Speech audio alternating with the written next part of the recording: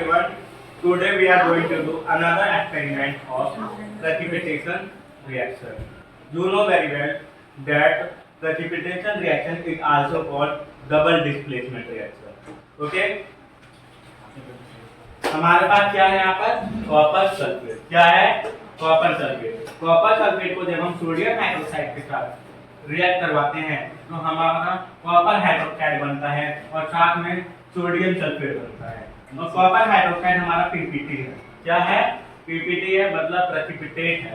कैसा प्रेसिपिटेट है? Gelatinous solid. Gelatinous solid. Gelatinous solid में क्या होता है? जेलेटिनस जेली टाइप होता है, ना तो पूरी तरह से सॉलिड होता है और ना ही पूरी तरह से लिक्विड होता है। ये जेली के रूप में होता है जेलेटिनस। ठीक है? तो जेलेटिनस के रूप। अब यहाँ पे हम इस रिएक्शन को, जो रिएक्शन हमने यहाँ बोर्ड पे लिखा है, उस रिएक्शन को हम यहाँ लाइव एक्सपेरिमेंट करने वाले हैं। पहले हम बनाएंगे कॉपर सल्फेट का सॉल्यूशन। किसका सॉल्यूशन बनाएंगे? कॉपर सल्फेट का सॉल्यूशन बनाएंगे और इसमें हम बनाएंगे सोडियम हाइड्रोक्साइड। ठीक है? यहाँ पे हम कॉपर सल्फेट का सॉल्यूशन बनाते हैं।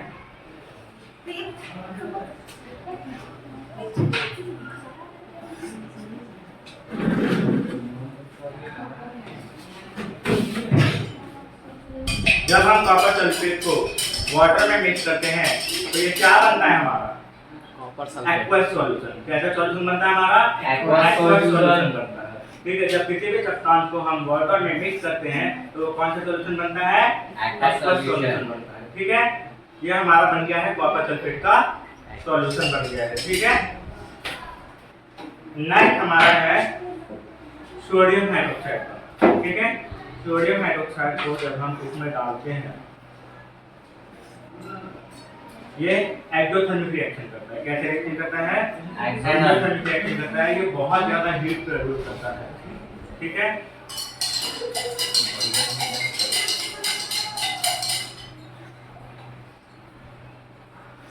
अभी मेरे हाथ में इसका हीट फील हो रहा है। अगर आप में से कोई आकर चेक करना चाहता है तो चेक कर सकता है। चेक कर लीजिए। Anyone want to come? अगर मैं इसे फील करूँ तो बहुत ज़्यादा हीट प्रोड्यूस हुआ है। हीट प्रोड्यूस हुआ है ना? बहुत ज़्यादा हीट प्रोड्यूस हुआ है अगर इसे फील किया जाए तो। क्यों? बिकॉज ये एक्सोथर्मिक रिएक्शन कर रहा है। कैसे रिएक्शन कर रहा है? और हमने यहाँ पे कैसे सॉल्यूशन बनाया? एक्वस सॉल्यूशन बनाया है कॉपर सल्फेट। अब हमारे पास कॉपर सल्फेट हो गया है और यहाँ पे सोडियम हाइड्रोक्साइड हो गया है। अब इन दोनों को हम रिएक्ट करवाते हैं।